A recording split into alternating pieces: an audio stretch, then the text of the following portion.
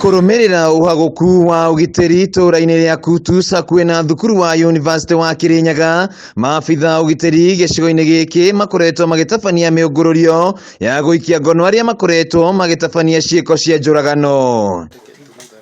Akirekereria ndumiriri ino, County Commissioner wa Kirinyaga Moses Ivuto augite andu 6 ni maikitio ngono magikuruhanio na gikuo gia Collins Kimeto, murutwo wa mwaka wa kere thukuru-ini uyu uria woragirwo tariki 10 mweri muhituku. As you remember, is an incident that brought a lot of tension, animosity, and where even the students of the university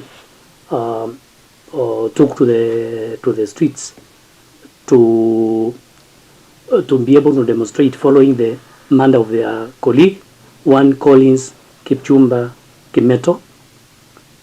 While this was going on, our security agencies had already taken off with the investigations. Nä ndeto ĩrĩa yacũngĩrĩirie mũrũrũngano wa arutwo thukuru-inĩ ũyũ magĩkũmithia ciĩko cia njũragano, rĩu Ivuto akiuga aya 6 magakinya igoti-inĩ mũthĩ wa mwambĩrĩrio kiumia-inĩ gĩũkĩte. Would wish to report that today we have been able to net six key suspects that allegedly were involved in this heinous act, and they are all in police custody, being prepared to appear in court on Monday. Eri gatagati ka aya 6 maikĩirio ngono kaunti-inĩ ya Murang'a na marari mwena wa Mwea. Ivuto akiranĩra uthuthuria no ũrathiĩ na mbere na maigĩte mĩtaratara mĩrũmu ya kũgacĩrithia ũgitĩri mwena ũyũ.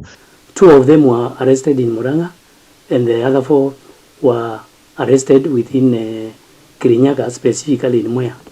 Majority of these students are housed outside the university and the environs, so we are in a close communication with the owners of the hostels that are within the neighborhood of the university in installing measures that are improving security.